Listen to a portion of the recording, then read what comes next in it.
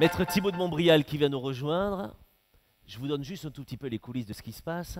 Ne croyez pas que ce soit pour l'esthétique que l'on a un machin noir dans l'oreille. C'est aussi pour maîtriser la pendule, pour faire évidemment les gros yeux à tous les intervenants qui pourraient se sentir tellement à l'aise et qu'ils nous feraient 2 heures au lieu d'une. Voilà. Et donc ça me permet juste de dire aux copains qui sont derrière l'oreille que je ne les entends pas parce qu'en fait l'oreillette est complètement coupée depuis 10 minutes. C'était juste une manière de le dire. Donc si ça déborde, moi j'ai la journée, je ne suis pas sûr que vous l'ayez.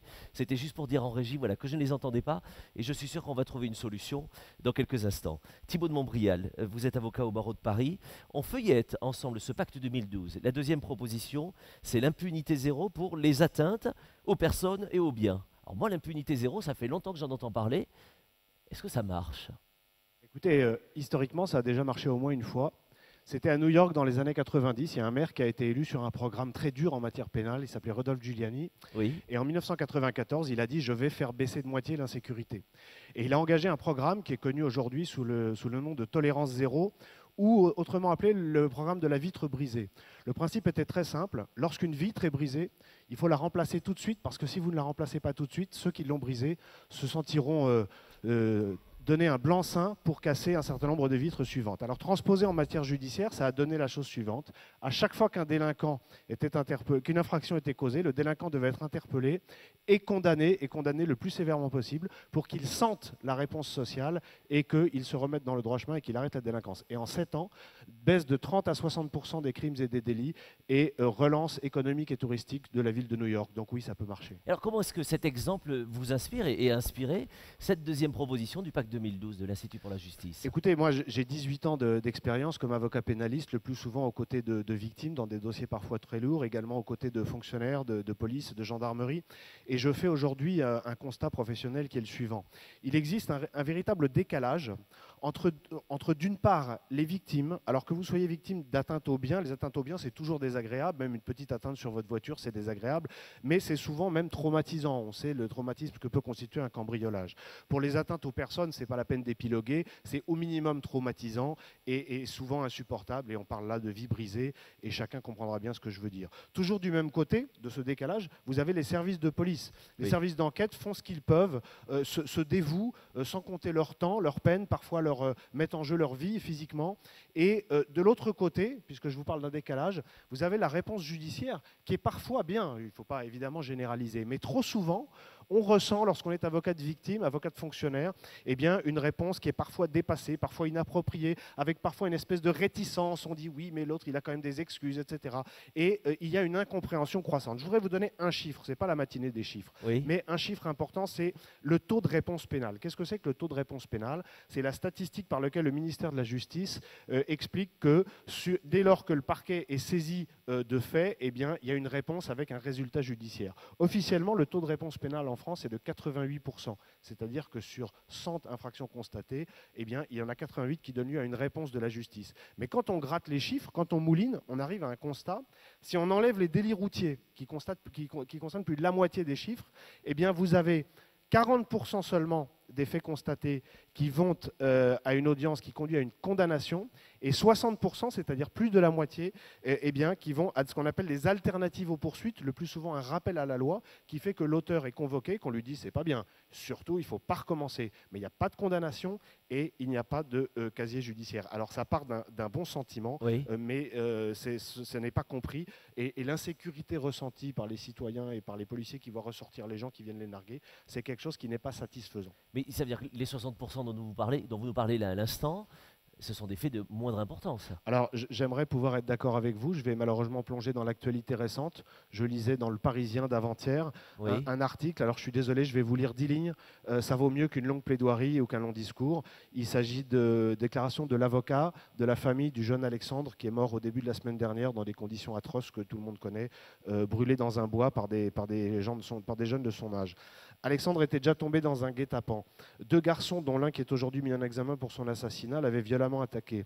Voilà ce que dit la famille. C'était un déchaînement de violence, il l'avait frappé à coups de casque, de pied, il se trouvait inconscient à terre, etc.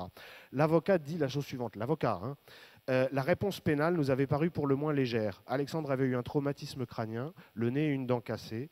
Les auteurs âgés de 16 ans n'avaient écopé que d'un simple rappel à la loi par délégué du procureur. Et mon confrère en tire 3 conclusions qui sont terribles à entendre aujourd'hui. La première, c'est quand on en arrive à des violences d'une telle ampleur, cela justifie un autre traitement judiciaire. La deuxième, c'est si ce garçon, le garçon qui avait participé au fait l'année dernière, avait été enfermé, on n'en serait pas là aujourd'hui. Et la troisième conclusion qui est édifiante, un passage devant le juge des enfants aurait sans doute contribué à faire prendre conscience aux garçons, mais surtout à leurs parents, qu'il ne s'agissait pas de quelque chose d'anodin. Je crois que ça répond à votre question. Alexandre a été abattu, exécuté et son corps brûlé la semaine dernière.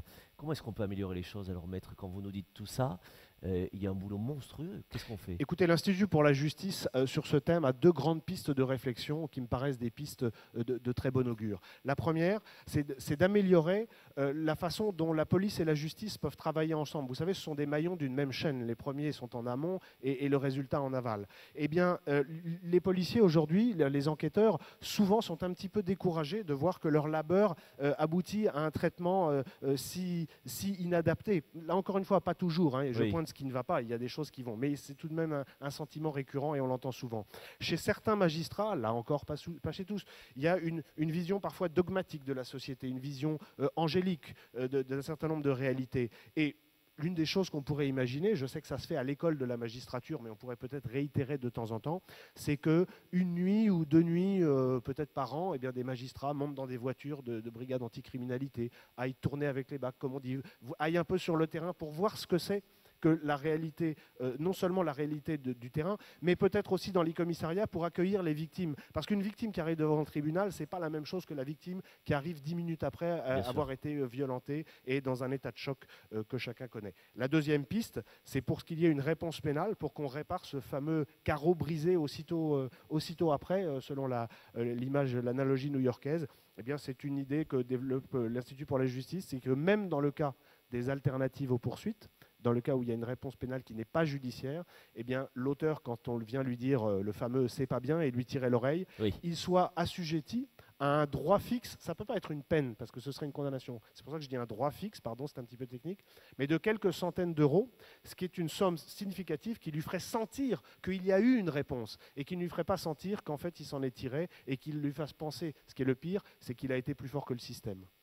Merci. Alors, pour conclure, peut-être 2 évidences je vous en prie. pour souligner, pour les candidats qui vont s'exprimer tout à l'heure, pourquoi, d'ailleurs le nombre de signataires des pétitions de l'Institut pour la justice l'illustre, pourquoi c'est vraiment une question qui est une question clé lors des futures échéances électorales qui s'annoncent. C'est que d'abord, le droit à la sécurité, c'est le droit à l'une des toutes premières libertés. On ne peut pas profiter des libertés dans une démocratie si on ne se sent pas en sécurité. Et la deuxième, et je rebondis sur ce qu'a dit Stéphane Maître à l'instant, ce qui est essentiel, c'est qu'il ne s'agit pas de dire droit des victimes, vengeance, etc.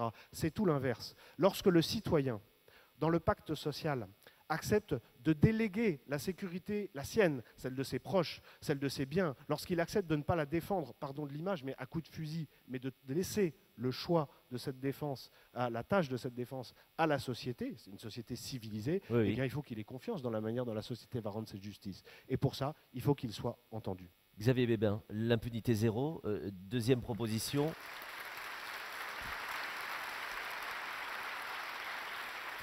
L'impunité zéro, c'est évidemment quelque chose qui paraît naturel, et pourtant quand on l'entend, ça n'est pas tellement. L'impunité zéro, c'est une exigence criminologique, parce que le sentiment d'impunité conduit à la récidive.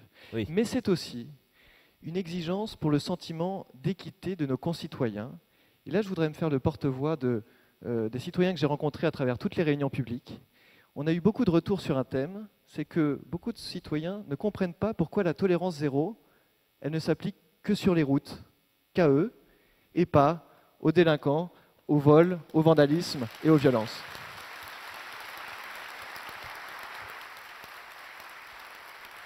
C'est pour ça que vous insistez là-dessus dans le pacte 2012, évidemment. Merci beaucoup. On remercie aussi Thibaut de Montbrial qui était avec nous pour cette deuxième proposition du pacte.